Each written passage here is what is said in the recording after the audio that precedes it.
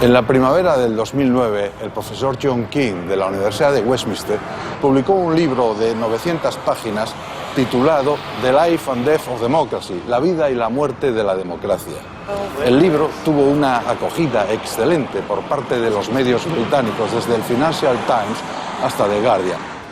El profesor King afirma en su libro que la democracia representativa no ha nacido aquí en Inglaterra, sino en España, en la ciudad de León, en las Cortes Leonesas de 1188. Nosotros hemos querido venir aquí a oírlo de su propia voz. In the history of democracy, the birth of Parliament was an event without precedent. A new kind of institution for handling power non-violently through representation. But where was it born? According to most observers, it was in England. Big Ben is its symbol. That it was a gift, an incomparable gift of the English to world civilization. In fact, the historical evidence is against that view, because it turns out that the first Parliament, a Cortes, happened in the spring of 1188 in the walled town of León in northern Spain, when King Alfonso IX drew together representatives of three estates to gather as the first ever Parliament in the world. El Reino de León tuvo el don institucional, la costumbre ancestral y la normativa romano-visigoda fueron creando un conjunto legislativo que alumbraba maneras democráticas. Sorprende saber que la inmensa mayoría de los fueros vascos son de inspiración leonesa a través del fuero de Logroño, que vuelca literalmente los enunciados del fuero de León de 1017.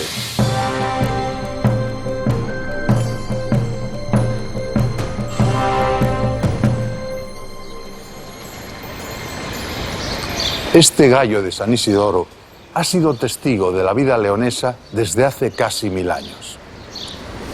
En este mismo lugar se alzaba el Palacio Real y aquí, un día del mes de abril de 1188, se reunieron las primeras cortes de la historia. Imaginamos al rey, casi un niño todavía, con solo 16 años, recién regresado de Compostela, donde acaba de enterrar a su padre. Su madrastra le disputa el trono y él ha convocado curia, a la que ha llamado por primera vez al pueblo.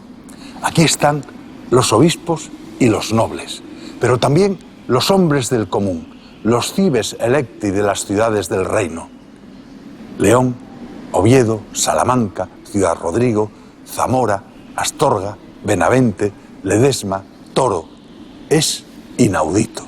En el nombre de Dios, yo, don Alfonso, rey de León y de Galicia, al celebrar las Cortes en León junto al arzobispo, los obispos, los magnates de mi reino y los ciudadanos elegidos por cada ciudad, decreto y aseguro que conservaré para todos los clérigos y laicos de mi reino las buenas costumbres establecidas por mis predecesores. Los obispos y los nobles miran al joven rey con extrema curiosidad.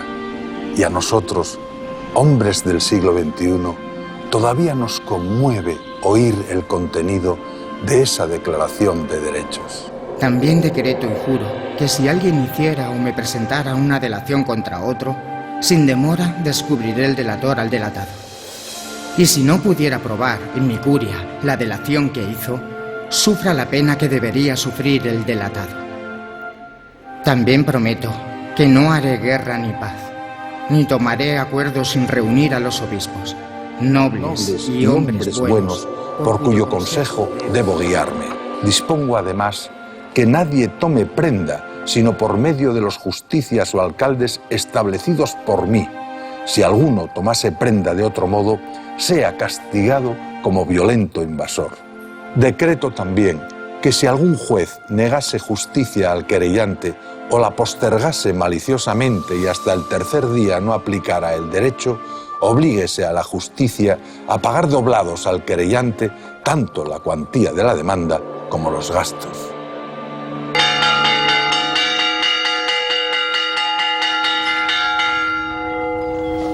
La experiencia leonesa enseña que en el devenir de la historia no suele haber frutos espontáneos. Un concejo abierto es una reunión de vecinos convocada a campana tañida, donde cada individuo se representa a sí mismo votando a mano alzada. Que se faga igual que... La democracia, contrariamente a lo que se cree, no necesita de una especial retórica, sea esta lírica o épica. Basta con una buena porción de sentido común, aunque se exprese ásperamente.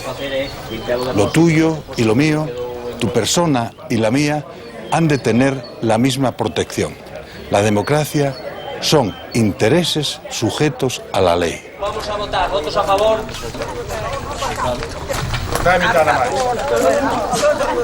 Votos en contra.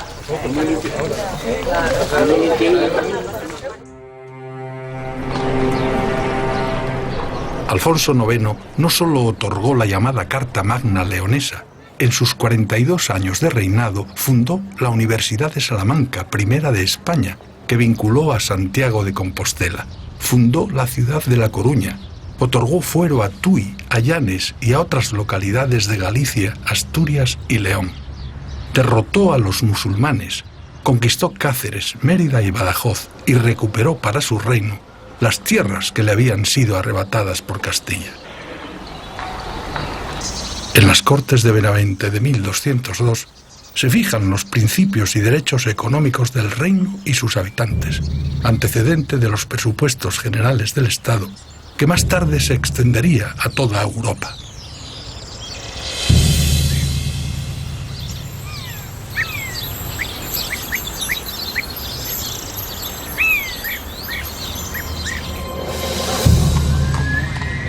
El joven Alfonso tuvo que vencer muchos obstáculos para reinar. Su madrastra, Urraca Lope de Haro, hija del señor de Vizcaya, con intención de arrebatarle la corona para su propio hijo, llegó a enemistarle con su padre, Fernando II. De niño sufrió una sospechosa enfermedad que le dejó temporalmente ciego, y cuando peor lo tenía, huyendo hacia Portugal de las intrigas de su madrastra, supo de la muerte súbita de su padre en Benavente. Volvió rápidamente a León y se hizo coronar en febrero de 1188 con solo 16 años. Inmediatamente convocó a Cortes. Alfonso fue un rey niño de los que, según expresión de los cronistas al referirse a sus antepasados, no sabía descansar. Y aquí, tan lejos de su patria, sufrió sus mayores derrotas. 4 papas, contemporáneos de sus 42 años de reinado, que llevaban curiosamente el ordinal III, Clemente III, Celestino III, Inocencio III y Honorio III, pusieron en graves dificultades su reinado. Fue repetidas veces excomulgado, bajo pretexto de la consanguinidad de sus matrimonios, sus 2 matrimonios legítimos, o por la alianza con los almohades, una alianza que había servido para reforzar sus débiles fronteras. La excomunión, acompañada del entredicho del reino, era un modo eficacísimo de hacer política, al desvincular a los súbditos del deber de obediencia al soberano, ponía en grave desequilibrio a la gobernación. Pero no fue desde el Vaticano, sino aquí, desde este Palacio de Letrán, donde se emitieron los edictos de excomunión contra el rey leonés. Letrán era, durante el siglo XII, la residencia oficial de los papas, un palacio que mandó edificar Constantino en el siglo IV, que ha sufrido desde entonces varias reconstrucciones. Forzado así a separarse de su esposa Teresa de Portugal, de la que tenía 3 hijos, perdió las alianzas con el reino vecino y quedó más expuesto a la agresión de sus rivales. Obligado, pues, a una alianza con Castilla, tomó por esposa a doña Berenguela, la hija del rey castellano. Pero cuando ésta le hubo dado ya 5 hijos, otra pena de excomunión para él y de entredicho para el reino le fuerzan a renunciar una vez más a su matrimonio.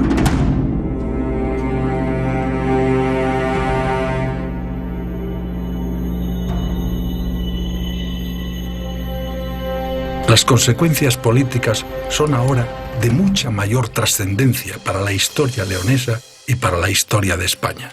Alfonso podía heredar la corona de Castilla como consorte de Berenguela o como nieto de Alfonso VII. El divorcio forzado por Roma imposibilita el primer camino. El segundo, la propia Berenguela, que a la muerte de su hermano Enrique, efímero rey castellano, saca a su hijo Fernando mediante engaño de las tierras leonesas, abusando de la buena fe de Alfonso, y lo hace coronar rey de Castilla con el apoyo de la aristocracia y el alto clero castellanos. El Papa nada objeta. Fernando, conocido por la historia como el Santo, reinará en Castilla y León con ese mismo ordinal, tercero, que tan funesto le había resultado a su padre. No es aventurado suponer que la Iglesia contemplaba con poca simpatía ese acceso al poder de los hombres del común, los cives electi que Alfonso IX había llamado por primera vez en la historia a su curia.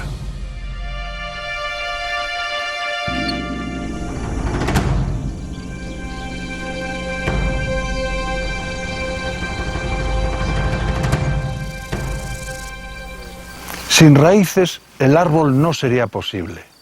León está en las raíces. Su savia no es otra que el legado que nos ha dejado el genio institucional de sus reyes y sus gentes. En el Reino de León nació la primera universidad de España. Se escribió el primer texto romance peninsular, La Noticia de Quesos, guardado en el archivo de la Catedral Leonesa. Nacieron los fueros y las cortes. Se escribieron las primeras crónicas de España. Se confeccionaron los beatos, disputados por los más importantes museos internacionales, como esta Biblia mozárabe que se conserva todavía en la Catedral de León, inspiradora en pleno siglo XX del Guernica de Picasso, la más famosa pintura del mundo.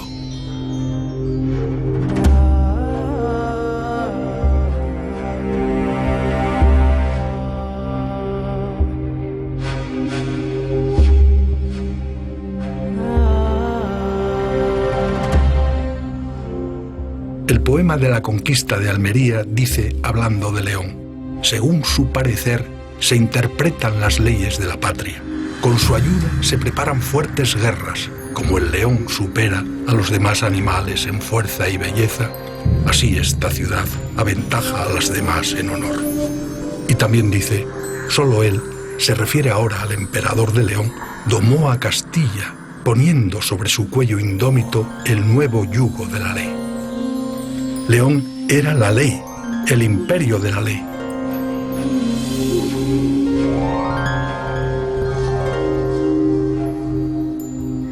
El reino de León, el reino asturleonés, tuvo más de 500 años de vida independiente como Estado, 200 de ellos en Asturias, más de 300 en León. Es demasiado tiempo como para no haber dejado una huella significativa en la vida nacional. ¿Por qué, pues, su escasa visibilidad actual? La Enciclopedia Británica puede ayudarnos a entender, al menos en parte, este misterio.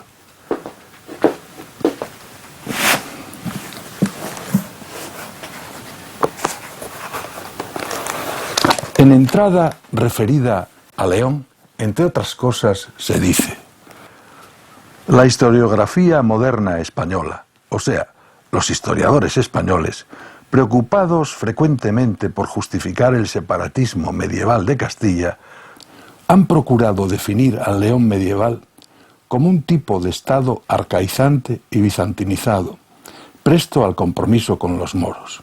La evidencia de esto está lejos de ser convincente. León llevó con éxito la lucha contra el califato y parece ser el primer reino peninsular que desarrolló instituciones populares parlamentarias. Así dice la Enciclopedia Británica.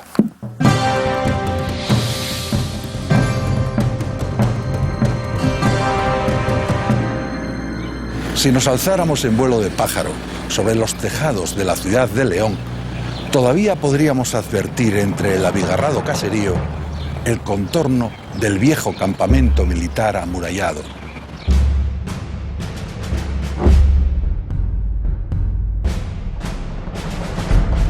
Regio VII, de la que según se dice toma la ciudad el nombre, establece su asiento permanente en la suave colina que trazan el Bernesga y el Torío al juntarse.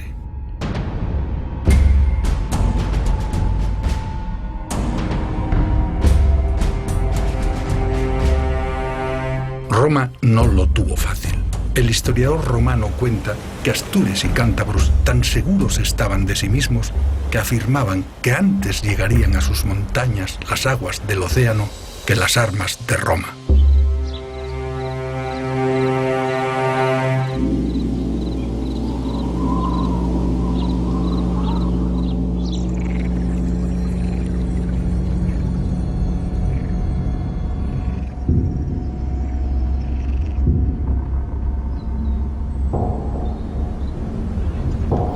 Los astures resisten la feroz ofensiva de las legiones romanas en sus montes y se atreven a tomar la iniciativa en el llano, atacando por 3 puntos a la vez en las márgenes del río Esla, antigua Astura, obedeciendo a una estrategia de cierta complejidad.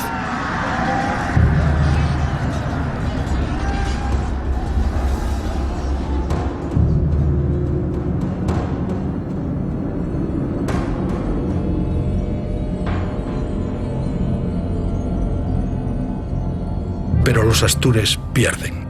También los cántabros, el pueblo hermano, en lucha encarnizada, pro aris et focis, por los hogares y los altares. Sus montes son hollados, cercados y dominados. Castros y sendas se ensombrecieron con la silueta de los guerreros indígenas crucificados.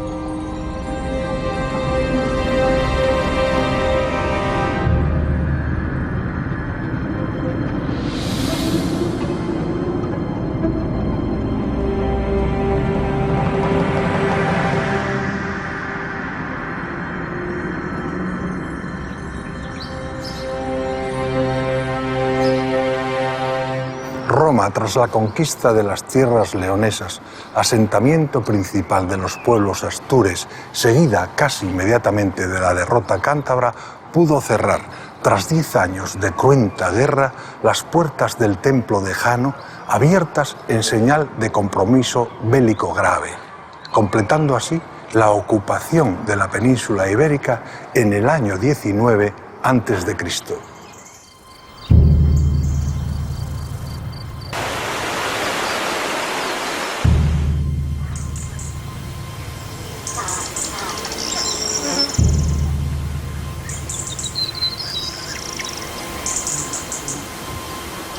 Se trazan nuevas vías y caminos.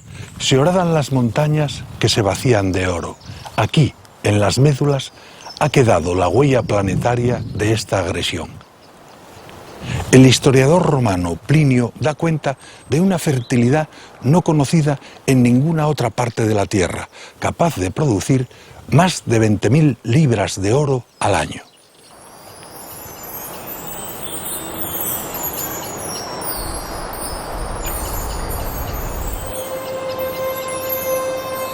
Esta fue la razón principal de la conquista, y así nació la ciudad de León como fortaleza militar desde la que se sometía por las armas a toda la península y al norte de África.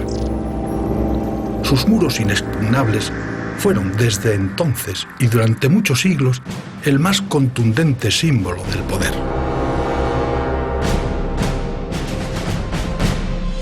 Es muy significativo el contraste entre Emérita Augusta, actual Mérida, con un circo y un teatro para unos 5.500 espectadores, y Legio, León, una austera fortaleza militar sólidamente amurallada.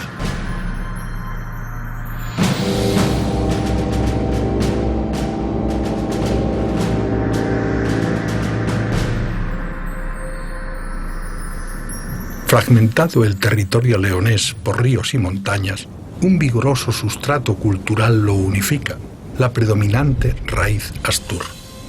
Los romanos lo denominaron Asturia, y por el modo de nombrarlo, algunos autores piensan que reconocían en los astures un grado de madurez como nación que no tenían otros pueblos.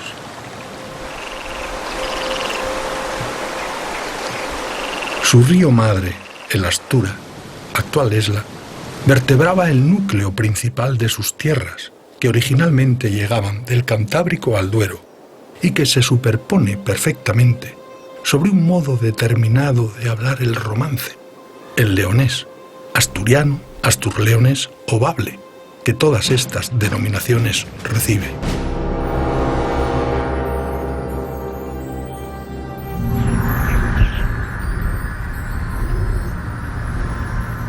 Roma se desvanece. Son los albores del siglo V, pero sus muros permanecen. Los invasores suevos y visigodos se los disputan hasta que con Leovigildo se integran en la España visigoda. Con la invasión musulmana, durante casi 100 años, la ciudad-campamento o el campamento-ciudad vive una singular aventura autista que acaso haya dejado huella en su carácter.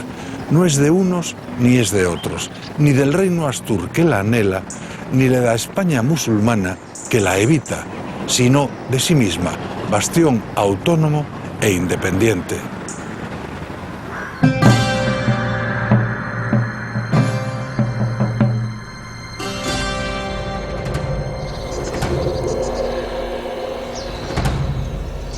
Es incierto el momento en que Elegio entra a formar parte del reino fundado por los astures en los picos de Europa.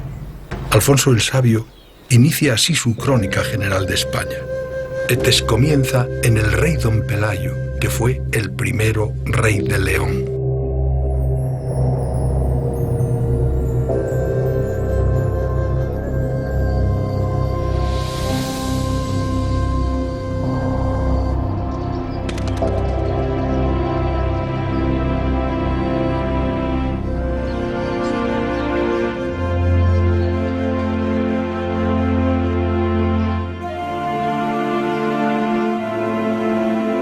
Dicen los cronicones que un Alfonso, el primero, de sobrenombre el Católico, conquista León en el 750, pero que no la puebla. Otro Alfonso, el segundo, de sobrenombre el Casto, contemporáneo del emperador Carlomagno, reinó durante medio siglo y rompió el fatal aislamiento geográfico del reino con el hallazgo imaginativo y genial de los restos del apóstol Santiago en el extremo más occidental de su territorio, de modo que obligó al occidente cristiano a desviar su atención hasta este rincón postrero del orbe conocido. Europa entra así de modo permanente en el reino.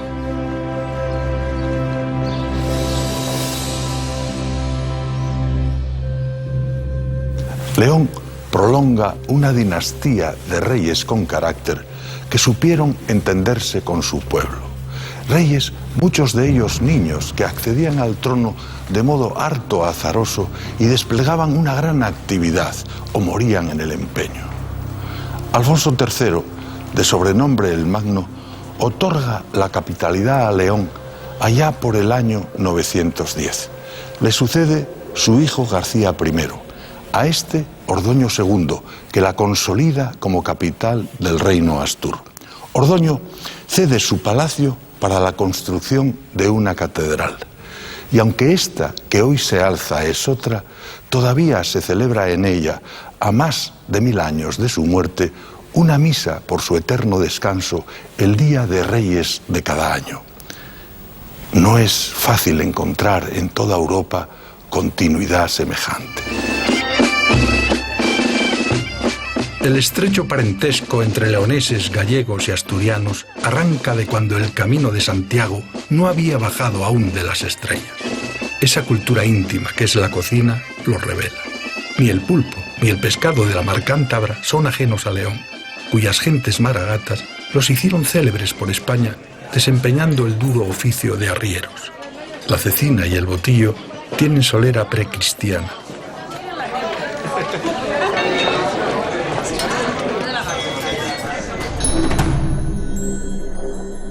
Ramiro II conquistó Madrid, derrotó en Simancas con muy inferior fuerza a un ejército musulmán numerosísimo. Por primera vez empleó la caballería como un arma casi blindada, protegiendo sus caballos con sólidas y pesadas armaduras.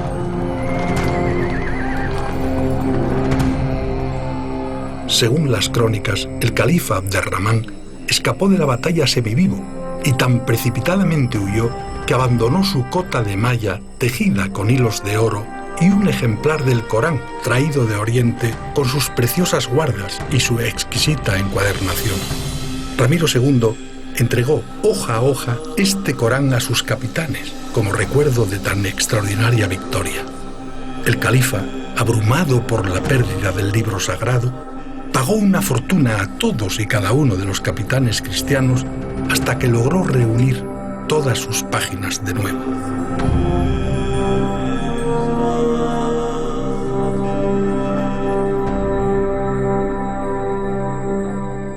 Esto es un objeto vikingo, idolillo escandinavo, segunda mitad siglo X hasta de Reno.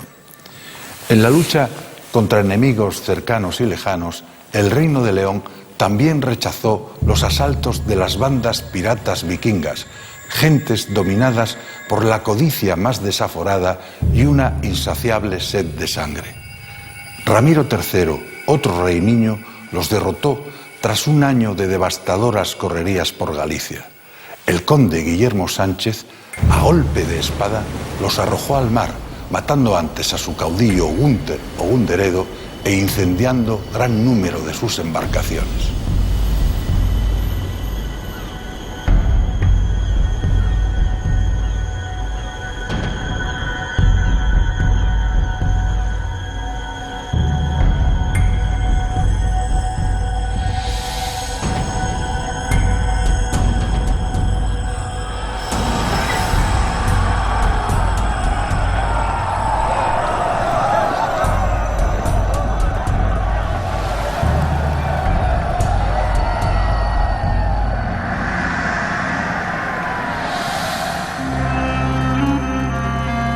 Sin embargo, nunca sufrió tanto el reino como ante las reiteradas ofensivas de Almanzor. El caudillo árabe atacó con saña a León, defendida heroicamente por el conde Guillén, que murió en la lucha. Obsesionado con derribar las defensas del Egio, sus hombres no pudieron con el espesor de sus muros, aunque una terrible herida quedó en ellos, desguarneciendo temporalmente a la ciudad.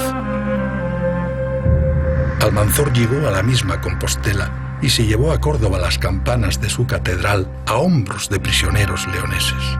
El reino de León se debilitó y se contrajo, pero no se rindió. La ciudad rehabilitó y reforzó sus murallas, que dejaron de ser romanas para empezar a ser leonesas.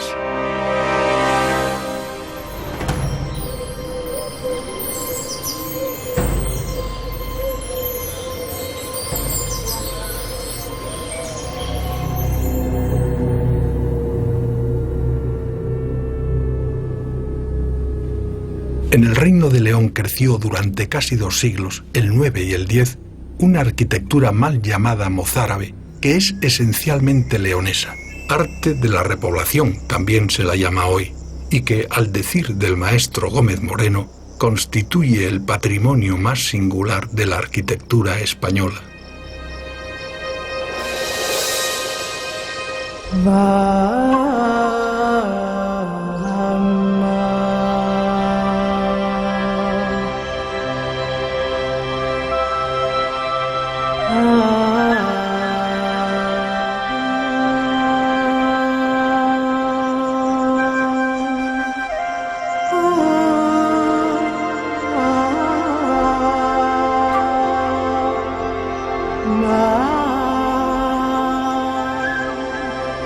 A veces, con la apariencia humilde de parroquias rurales, los interiores de estas iglesias contienen una fascinante originalidad. Y sorprende, y hasta admira, que a estas regiones del norte, carentes de huellas mahometanas directas, haya llegado como por milagro un polen genial, alimentado en la revolución artística que supuso la enorme empresa de Medina Zahara, por entonces en construcción, en la lejana y magnificente Córdoba de los califas.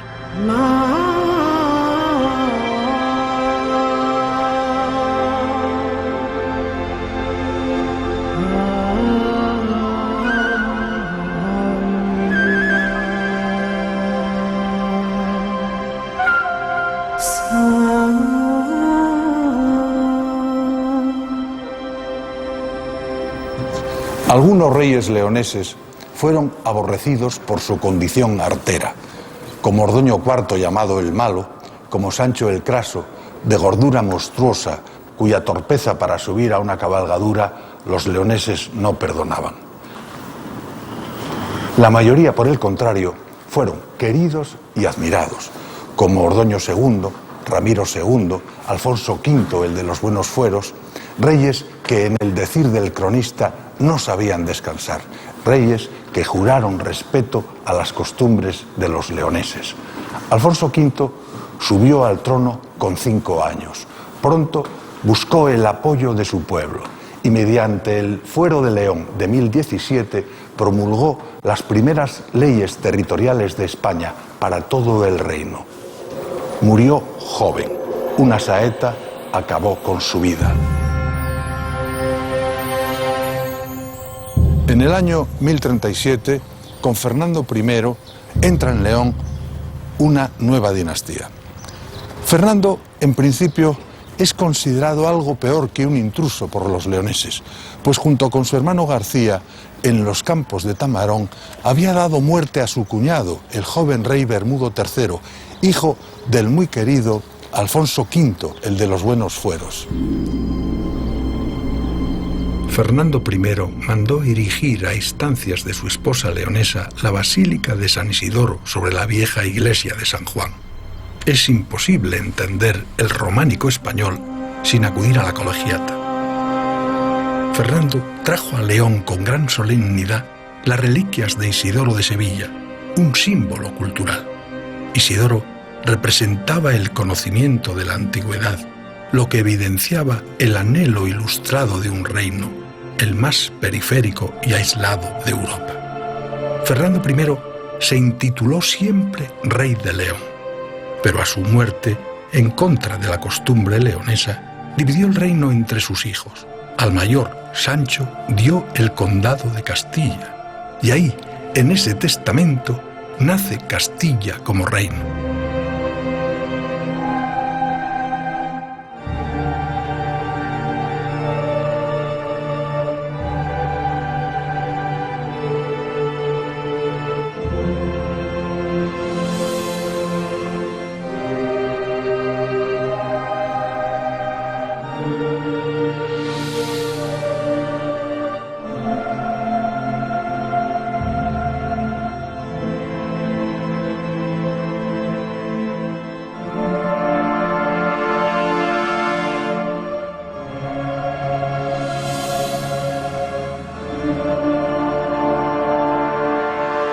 Aquí yace el rey Alfonso, que pobló León después de la destrucción de Almanzor, y le dio buenos fueros, e hizo esta iglesia de barro y ladrillo. Hizo guerra a los sarracenos, y fue matado por una flecha en Viseu de Portugal. Alfonso VI, hijo de Fernando I, a la muerte de su hermano Sancho, primer rey de Castilla, en el cerco de Zamora, a manos del caballero leonés Bellido Dolfos, se proclama Imperator totius Hispaniae, es decir, emperador de toda España. Alfonso VI logra el sueño de sus antepasados, la toma de Toledo, capital que fuera del reino visigodo. Por esta puerta penetraron las fuerzas cristianas que mandaba el rey leonés un 25 de mayo de 1085. Desde entonces es conocida como Puerta de Alfonso VI. Alfonso otorga, según la costumbre leonesa, fueros y garantiza la seguridad de la población musulmana. Santo Domingo de Silos es el primer templo cristiano que se erige en la ciudad a la llegada de los leoneses. Destaca por su purismo y sencillez.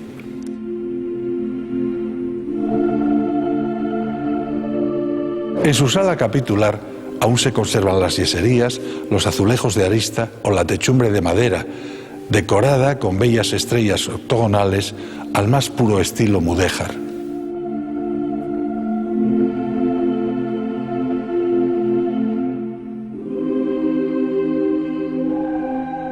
Siglos más tarde se le añadirían en su retablo mayor y en dos de los laterales del templo los impresionantes lienzos del Greco.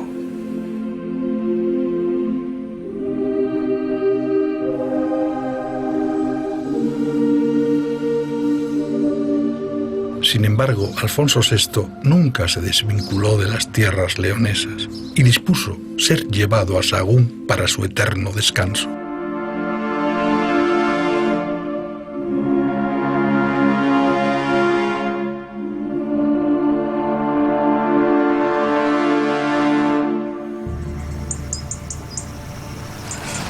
Encrucijada de caminos del Imperio Romano, Astorga, la Astúrica Augusta, capital del convento asturicense, guarda en su nombre los orígenes del reino y culmina la Vía de la Plata.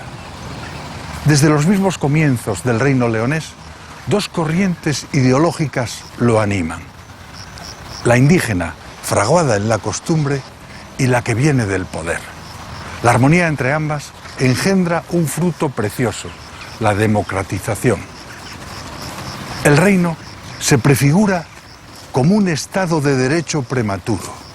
Corona, iglesia, aristocracia se amparan en la recuperación del reino visigodo para la empresa de la reconquista, pero necesitan contar con el pueblo, y al pueblo prometen una parte del botín. Así se cuenta en el poema de la conquista de Almería del siglo XII. Además de recompensa en esta vida y en la otra, prometen premios en plata y con la victoria les aseguran una vez más que serán dueños de todo el oro que posean los moros. Tan grande fue el clamor y el ardor religioso de los obispos, ya prometiendo, ya vociferando la causa, que apenas los niños de pecho podían ser retenidos por sus madres. Y hasta hace bien poco, todavía creían muchos lugareños que en cada castillo o en cada castro se escondía un tesoro de los moros.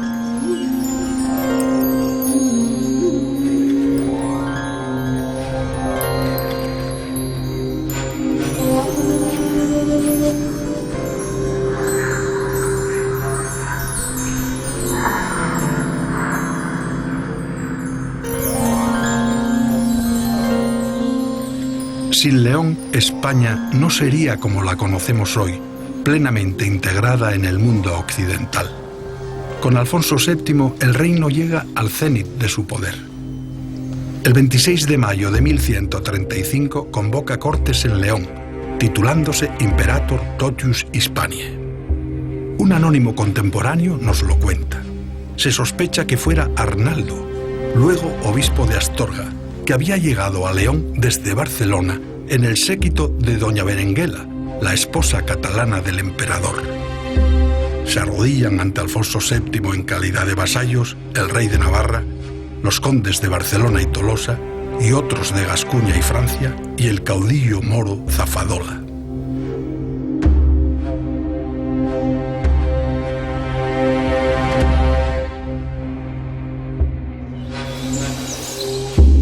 Alfonso VII se intituló siempre rey de León y de Toledo y emperador de España. A él se deben la conquista de Almería, la expansión del Temple, la introducción del Císter, la creación de la Orden Militar de Calatrava, el nacimiento de la Escuela de Traductores de Toledo, más tarde potenciada por Alfonso X. En 1143, Zamora, tan llena de historia leonesa, capital durante muchos años de la frontera por la que el reino se expande, va a ser testigo de una desmembración de enorme trascendencia en la historia peninsular. Alfonso Enríquez, el conde de Portugal, se declara independiente. Tras años de enconada lucha, la acción del sumo pontífice sobre el emperador resulta decisiva a favor de la separación. Alfonso VII la firma aquí en Zamora. A cambio, el portugués acepta una declaración de vasallaje. Mas enseguida, Alfonso Enríquez acude otra vez a Inocencio II y el sumo pontífice declara al nuevo reino de Portugal tributario de la Santa Sede. Alfonso VII, no obstante, continúa su actividad repobladora y guerrera y en solo 10 años pone cerco a Ciudad Rodrigo, Córdoba, Sevilla, Carmona, Jerez y Almería. Es el logro militar más importante de las fuerzas cristianas desde la toma de Toledo.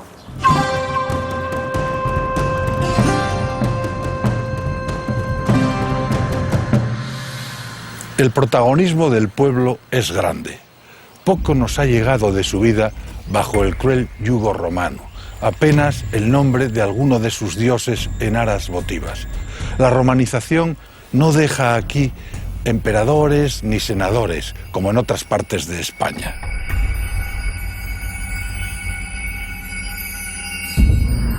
Pero desaparecida Roma y desvanecida la España visigoda, el pueblo reaparece con más fuerza que nunca y más cercano que nunca a sus raíces, como un Lázaro rescatado de su tumba. ¿Y acaso porque su vivienda era redonda, pues la payoza circular es el elemento de habitación que conforma la vida indígena, hay una superior tendencia a la relación igualitaria, o sea, democratizadora? Estamos como antes en la poladila y vamos a contar los cuentos que pasaron atrás. O vivió señora por un camín arriba y encontra un carneiro cansado, que estaba nevando, chovendo, y a ver cansado, dijo, oi, prove carneiro, vou leválo para casa. Y pilla la lombo, trae para casa, pues la secar así en son de lume. Y era también muy mollada, y quitó la ropa y era secándose mucho, y a él, cuando se secó bien, agárrase por la cremalla, por la pergancia arriba, dijo, jurujú, beso chastetas del cu, y escapó el trago y adiós. Y él dijo, cabrón, ¿cómo me engañaste? Pues le pasó a mi abuela con un cabrito, que era de Asturias. Voy a buscar un cabrito que le faltaba y trajo al demonio. Y lo calentó. Bien, todo al pie de lumbre y todo.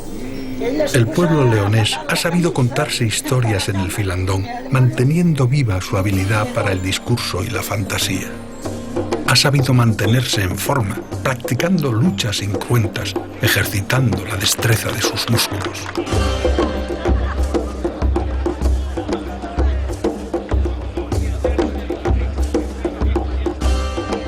Ha sabido jugar y divertirse sin abuso de animales ni derramamiento de sangre.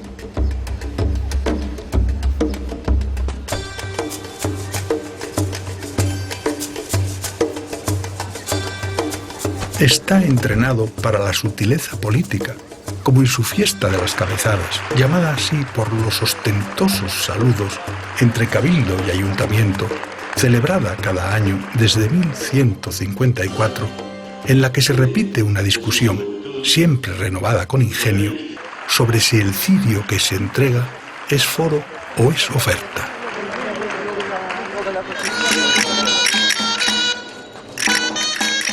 Las cantaderas alude al tributo que el reino en sus días más bajos pagó a los califas cordobeses, 100 doncellas traídas de todos los rincones del reino para los harenes musulmanes.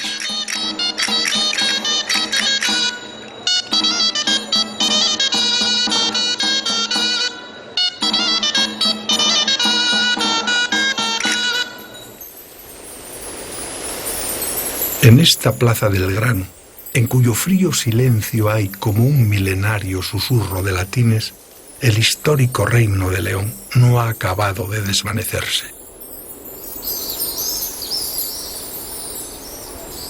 Todo lo acontecido en León sucedió hace mucho tiempo, de modo que parecería un sueño si el genio del arquitecto no hubiese legado a nuestros días los grandes monumentos de la gloria alcanzada por sus hombres.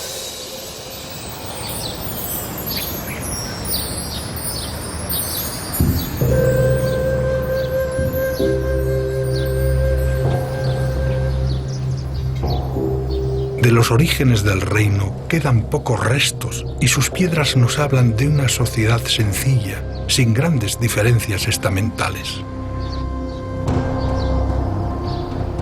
Eso vendrá más tarde.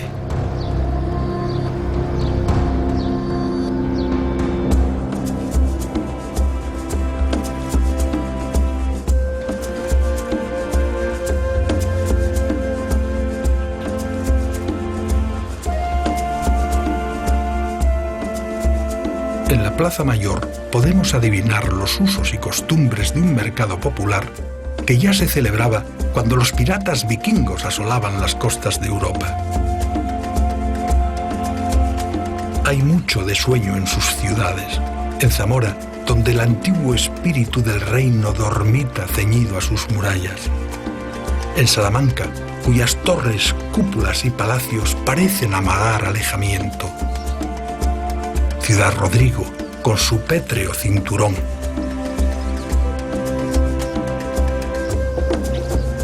Ponferrada, Astorga, Benavente, Sagún, Villafranca, ciudades todas del viejo reino.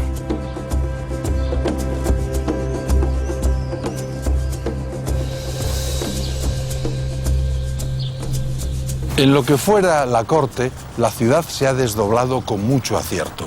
Hay una ciudad madre y una ciudad hija, linajuda y airosa, que será tanto más bella cuanto que la suma de sus partes, la antigua y la nueva, sea más armónica.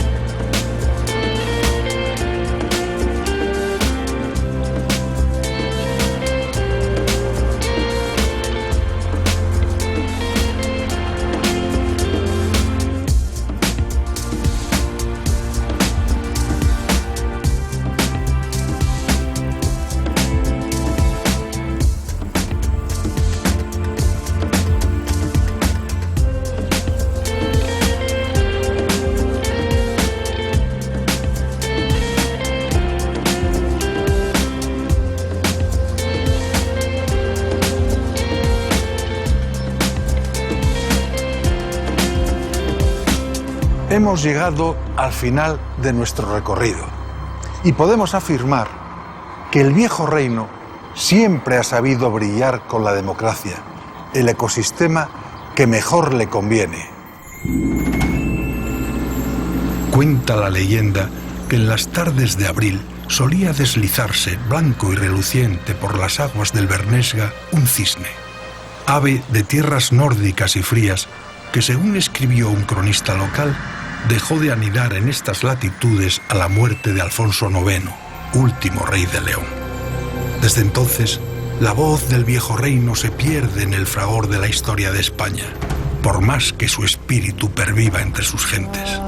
Y aunque nada dijeron los cronistas sobre que el cisne había de volver, ahora, tantos años después, se le ha visto de nuevo con la luz de la tarde declinando sobre el río.